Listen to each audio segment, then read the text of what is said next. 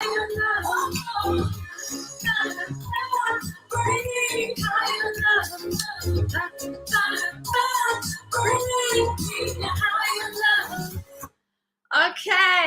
I'm live. Bring me higher love. Hey there.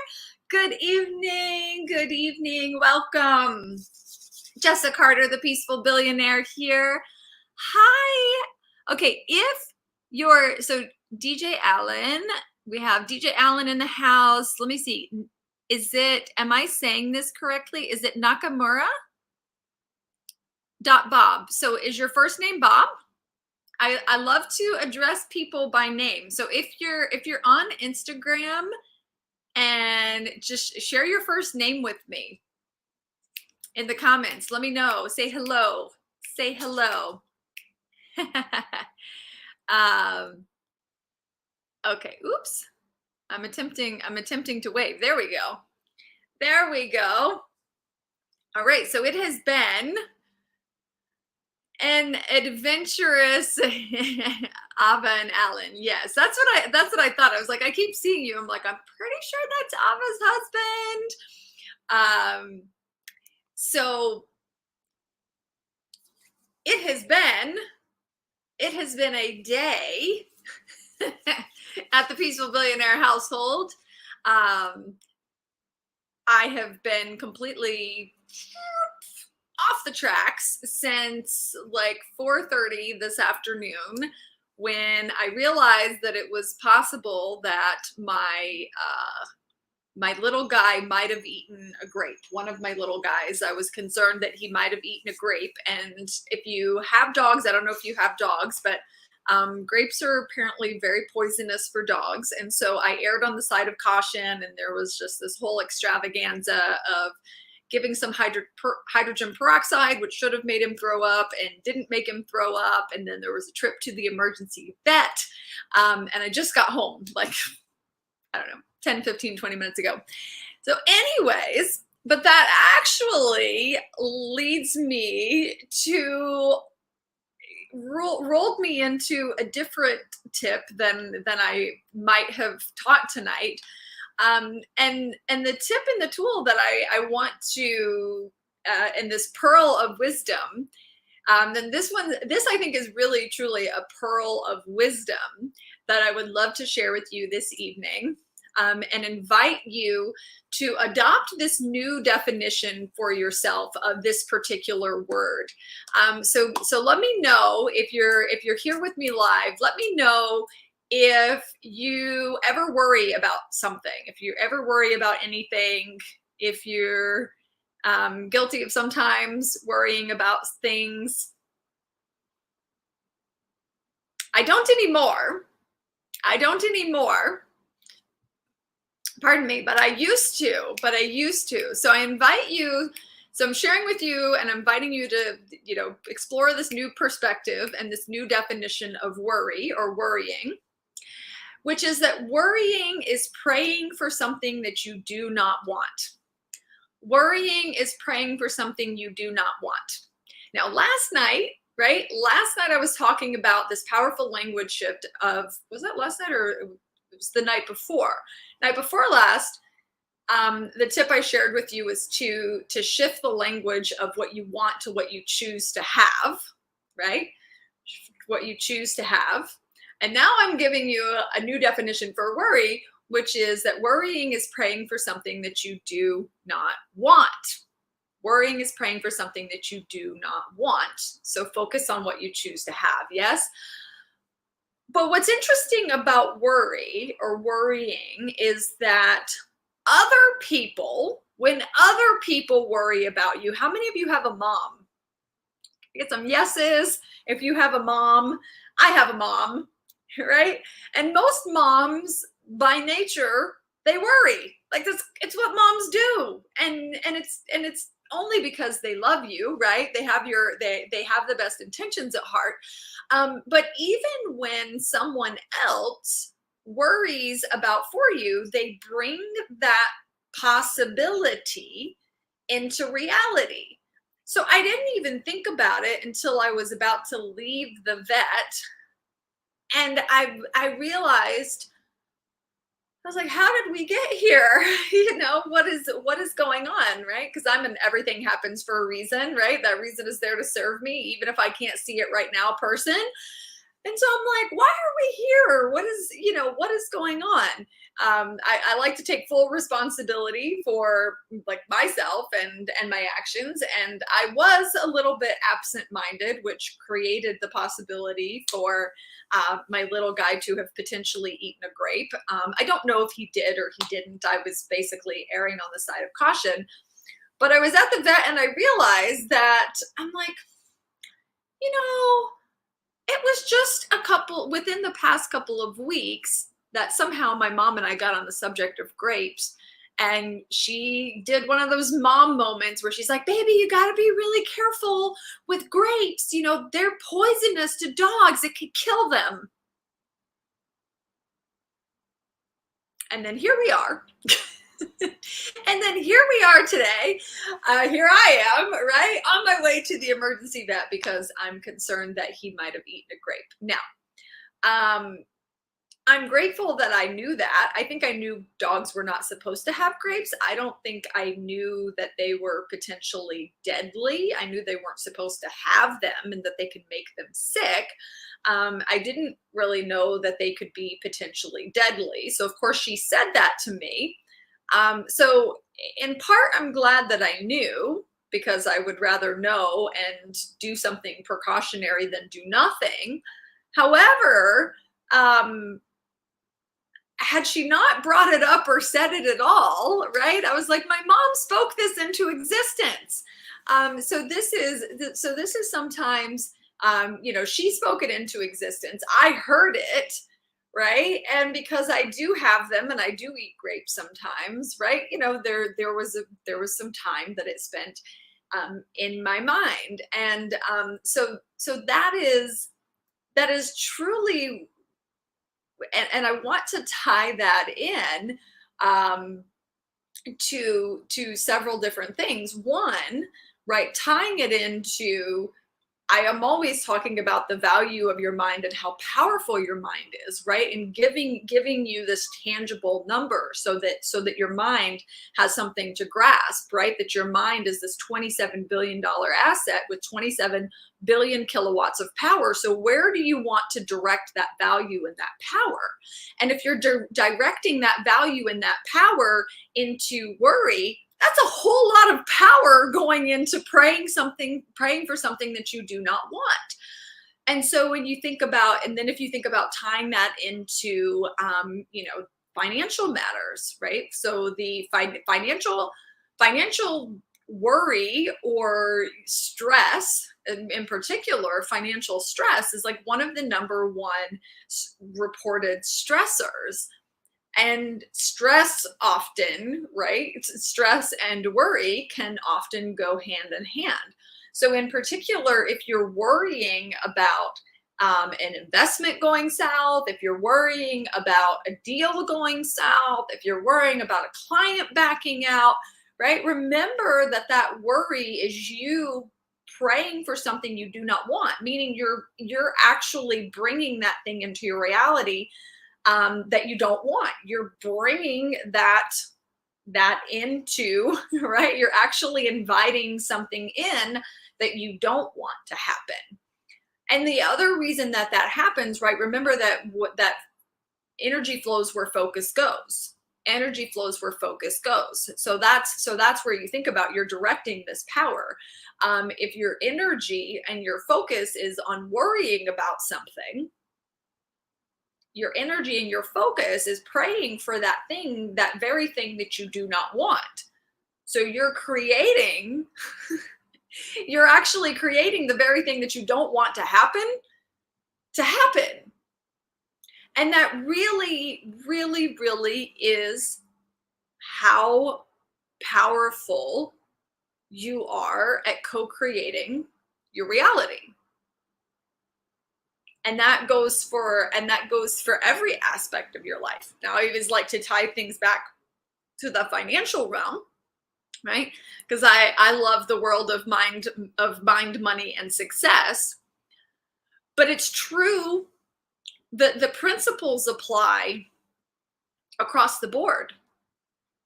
So another example, like from a relationship perspective, I dated a gentleman a few years ago, very, very nice gentleman, and we're still friends.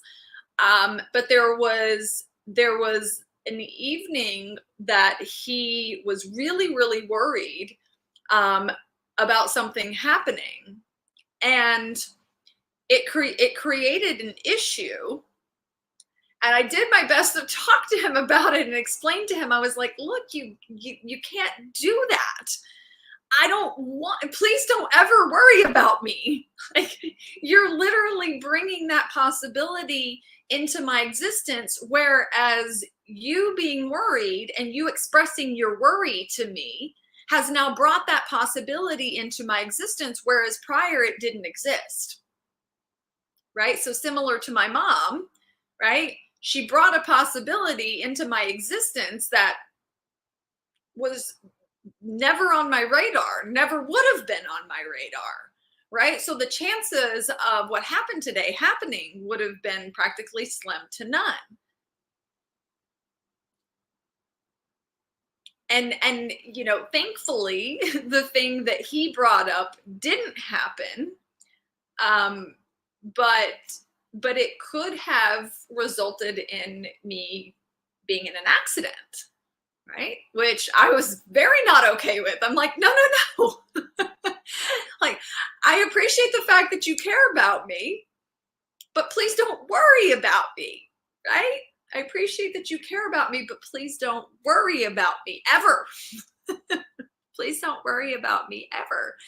And so there is a whole lot of power in your, literally, in your thoughts and what you're thinking from moment to moment. And unfortunately, you expressing your thoughts to someone else can, your worry, your concern, right, can bring something into someone else's reality that you don't want for them and that they certainly don't want for themselves.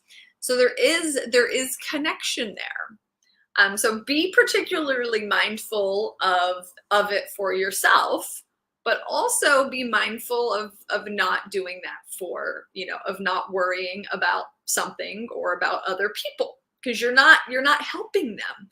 And I think that's kind of where it comes from, right? There's this maybe from like a mom perspective or like a loved one's perspective, that they think that worrying is caring, and worrying and caring are not the same thing, right? Like, again, I'm please care, but please don't worry. Please care, but please don't worry. And that just, to me, kind of makes me think. Now, of course, if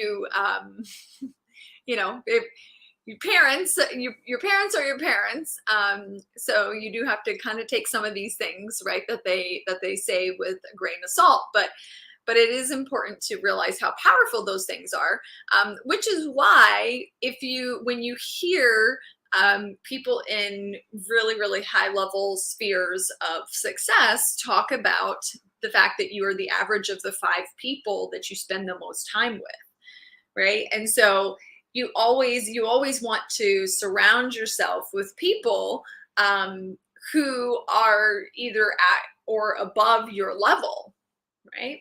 At or above your level, because you become the average of the 5 people that you spend the most time with.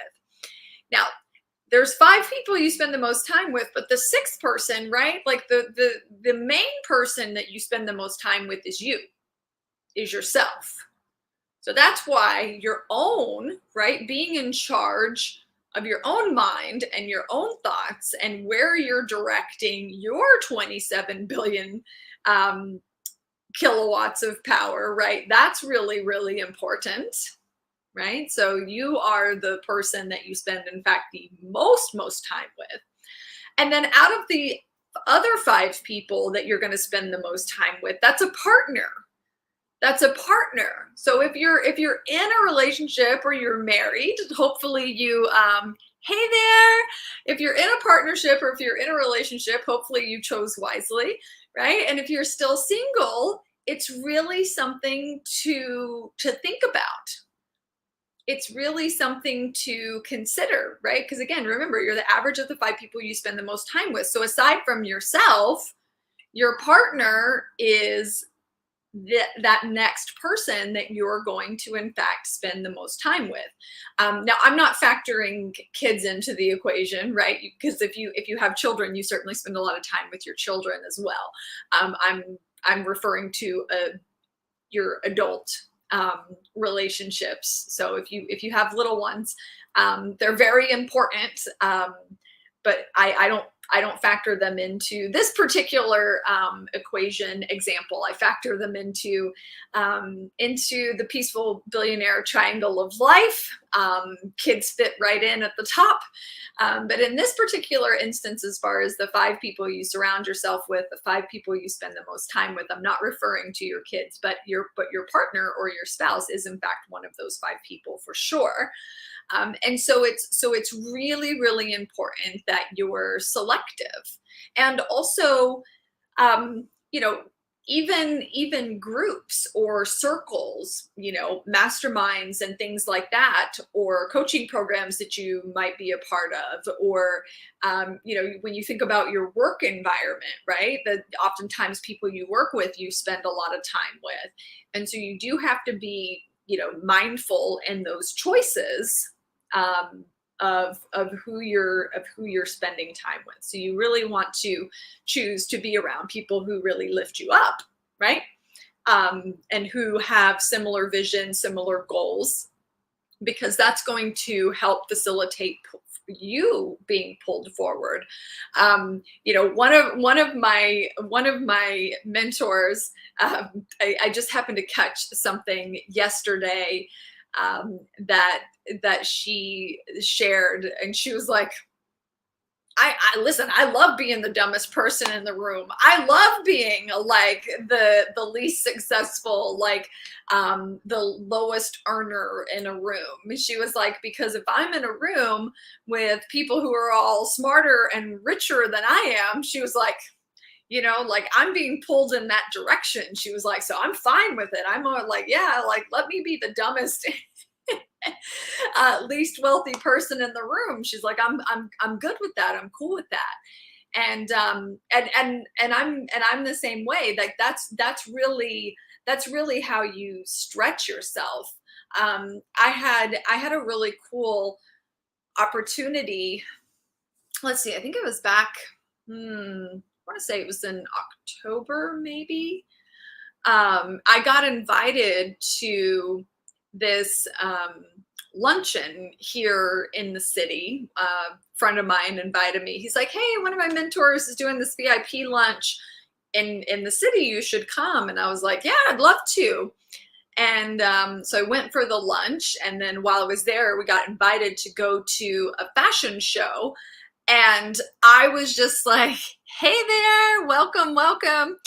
And so I get invited to this fashion show, and my, my inner child, like, was like jumping up and down. I had always wanted to go to a fashion show in New York. So also my little spidey sense of like, okay, right, like dreams coming true, dreams coming true, dreams coming true, right? So I got invited to a fashion show. Now, mind you, I had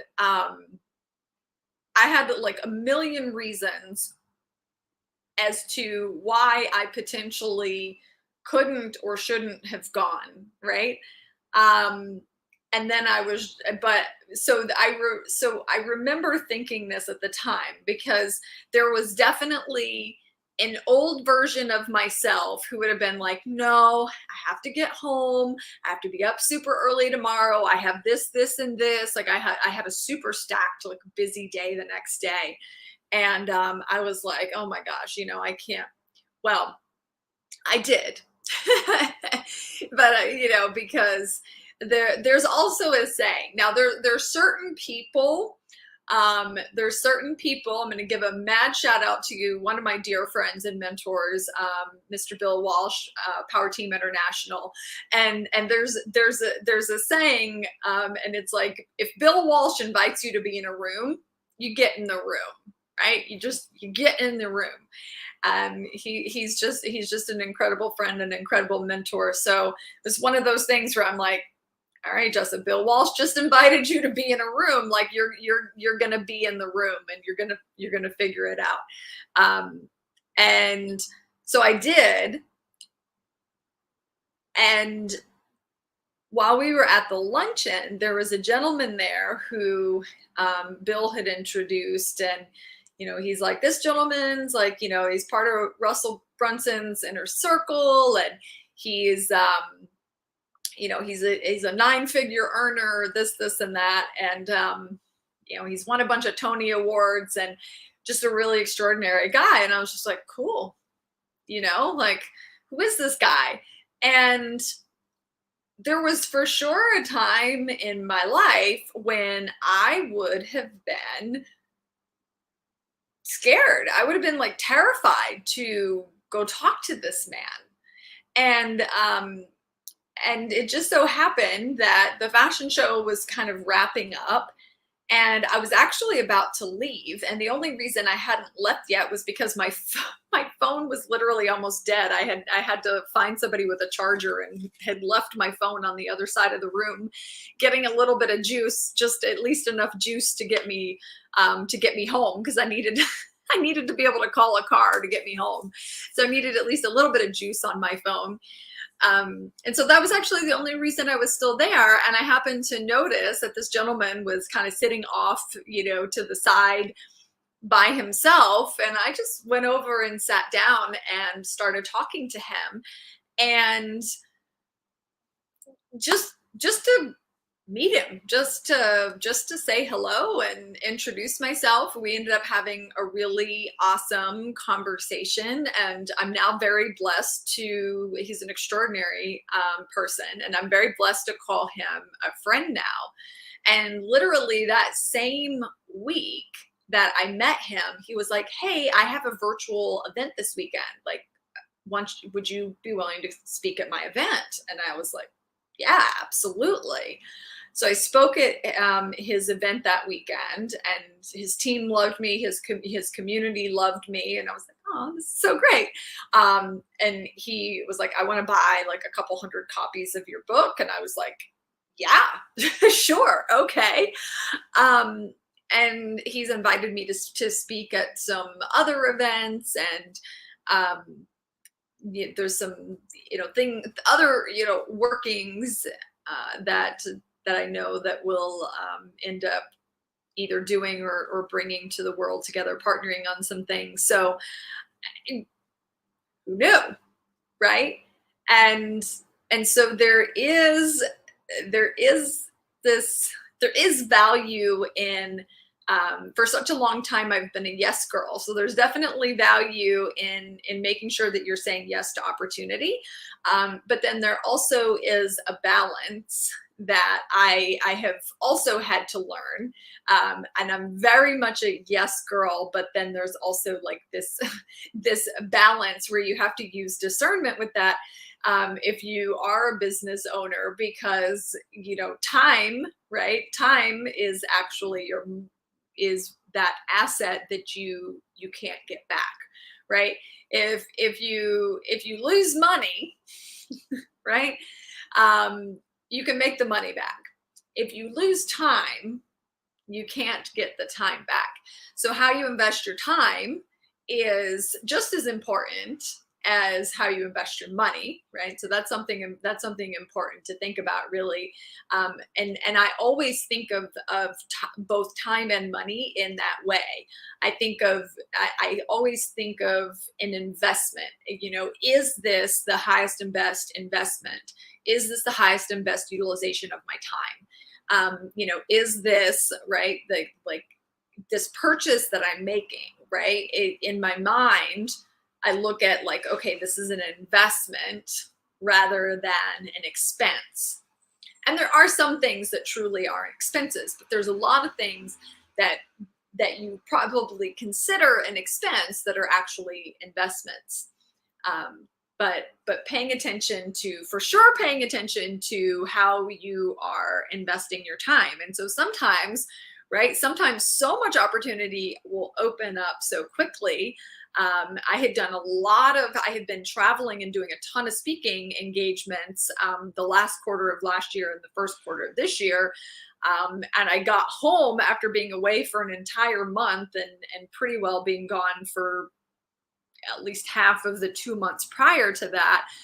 And I got home and I was getting phone call after phone call after phone call for like more speaking opportunities. Hey, do you want to come do this? Do you want to come do that? Do you want to come do that? And I was like, whoa, like number one, I need to be home for a minute. But number two, I was like, there's some other things in my business that, that require my time and attention and my focus right now. So I had to take a little bit of a step back and say like, I can't make it this time, but I'll be there next time, kind of thing. So it is important to be able to use that discernment of where you're investing your time. Again, especially if you're an entrepreneur, really, really important. Where are you investing? Where are you investing your time, right? And is that the highest and best utilization of your time? Because there's a lot of entrepreneurs who struggle with delegating.